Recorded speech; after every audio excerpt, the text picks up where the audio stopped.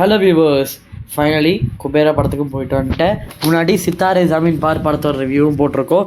So மறக்காமல் அதுவுமே check பண்ணிடுங்க.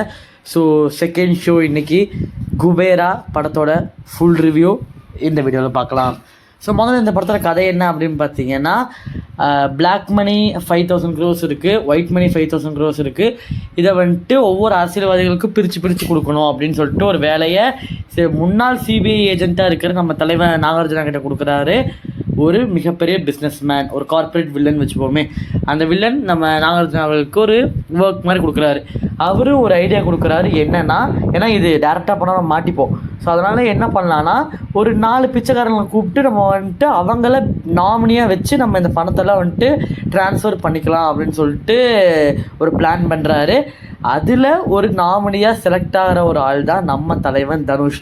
இதுக்கப்புறம் கதை இப்படிலாம் போச்சு. அந்த பணம்லாம் அவங்களுக்கு ட்ரான்ஸ்ஃபர் ஆச்சா, இல்லாட்டி நம்ம தலைவன் தனுஷ் அவர்கள் அதுலேருந்து எப்படி தப்பிச்சார் இந்த விஷயங்கள்லாம் தெரிஞ்சதுக்கப்புறம் அப்படிங்கிறதுலாம் மற்ற ஃபுல் கதை.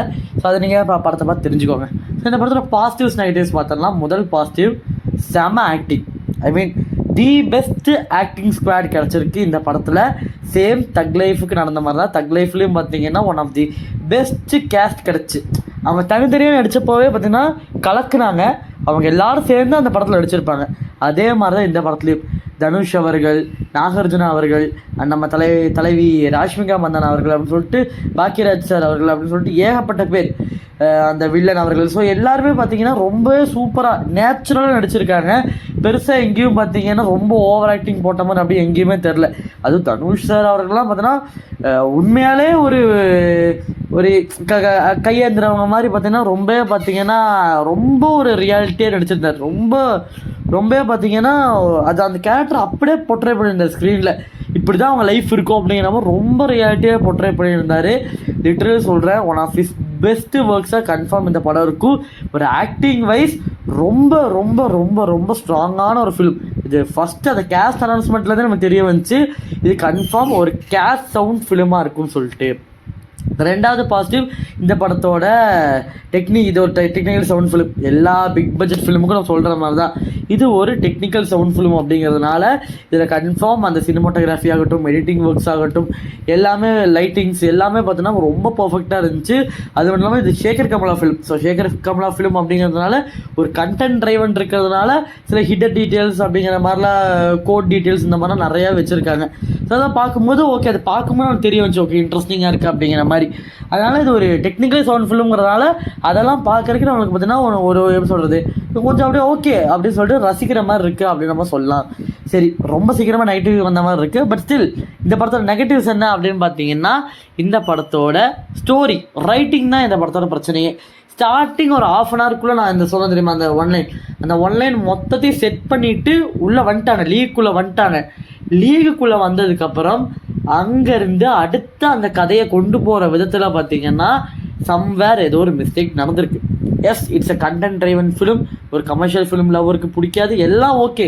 பட் ஸ்டில் அந்த ஒரு ½ an hourக்கு அப்புறம் படம் எங்கேயோ போய் ஒரு நின்ன மாதிரி வரணும்.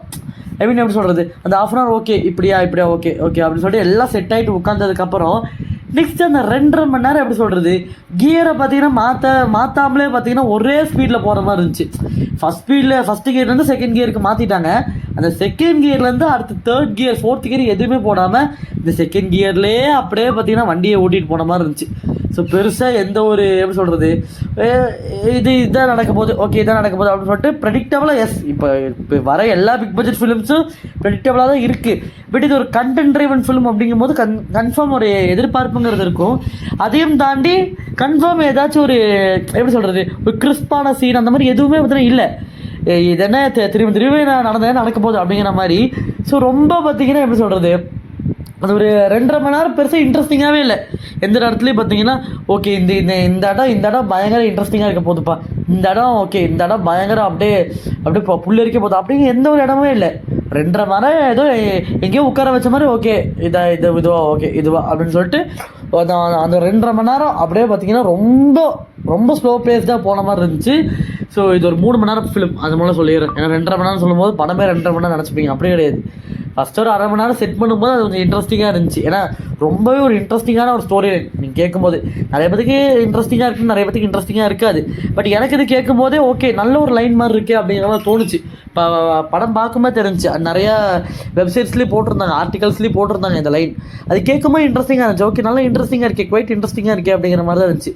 பட் படம் பார்க்க இந்த 2.5 மணி நேரம் என்னடா பண்ணுறீங்க அப்படிங்கிற மாதிரி தான் இருந்துச்சு. ஏன்னா ரொம்ப ஸ்லோவாக இருந்துச்சு, உட்காரவே முடியல. அப்படிலாம் சொல்ல மாட்டேன், உட்காந்து தாராளமாக படம் பார்க்கலாம்.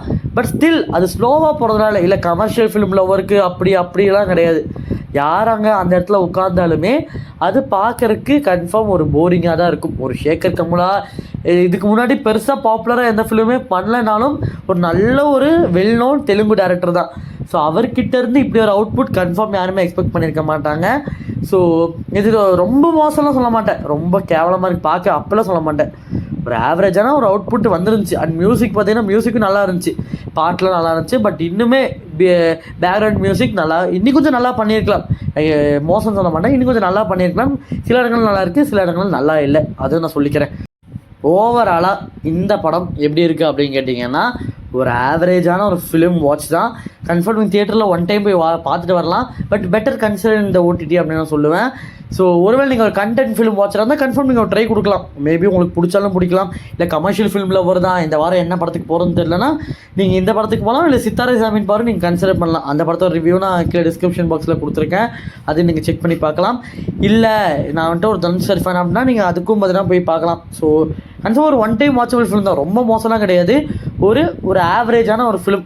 கன்ஃபார்ம் தனுஷ் சார் கிட்ட இருந்து இப்படி ஒரு ஃபிலிம் நம்ம எதிர்பார்க்கல, அது வேணால் சொல்லலாம். So overall an average film. The great Kollywood rating அப்படின்னு பார்த்தீங்கன்னா 3/5. நெக்ஸ்ட் வீடியோவில் பார்க்கலாம். எனக்கு நிறைய வீடியோஸ் வரப்போகுது. ஸோ மறக்காமல் சப்ஸ்கிரைப் பண்ணி வச்சுக்கோங்க.